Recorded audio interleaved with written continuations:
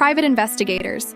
What was the most disturbing case you've gotten? He was a quiet man in his 50s when he first walked into my office. Wore a faded ball cap, denim jacket, eyes sunken like someone who hadn't slept well in months. Said he needed to know what his wife was doing when she claimed to be working late every Thursday and Saturday. Claimed it wasn't about jealousy, just something in his gut telling him it didn't add up. He gave me her name, the make and model of her car, where she worked, and where she was supposed to be on those nights. Easy enough job, I thought. Cheating spouse surveillance was common and usually uneventful. I started tailing her the following Thursday. She didn't go to her workplace. Instead, she drove to the edge of town, into a more industrial area, and parked behind a dilapidated warehouse with no signage. She was inside for over 3 hours. No one else visibly entered or exited during that time. Saturday came, and she did the same thing. I got out of my car and looked around that building the next time. Couldn't see much.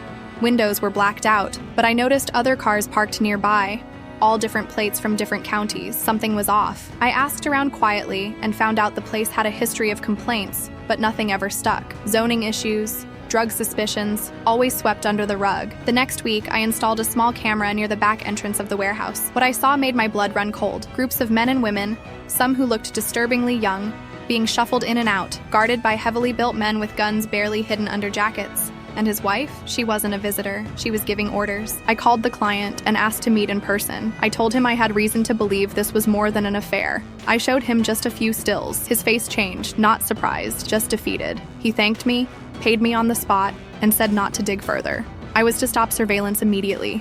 I didn't. Something about those kids didn't sit right with me. I took the footage to a friend I had in a federal agency. He took one look and told me to stay the hell out of it. I was now a witness, and this was part of an ongoing investigation. He said what I had could be useful, but warned me not to return to that area. 2 weeks later, the warehouse caught fire. Total loss. Investigators claimed it was accidental. My contact didn't call me back after that. The man never contacted me again. I don't know if he left her or if he was involved and just wanted to know what was slipping. I changed my number, trashed the hard drive, and stopped taking domestic cases after that. Every so often, I still dream about those faces, blurred by grainy camera footage, but burned into my brain. I've worked murders, disappearances, fraud, but that was the one that shook because I knew what I saw, and I knew I barely scratched the surface.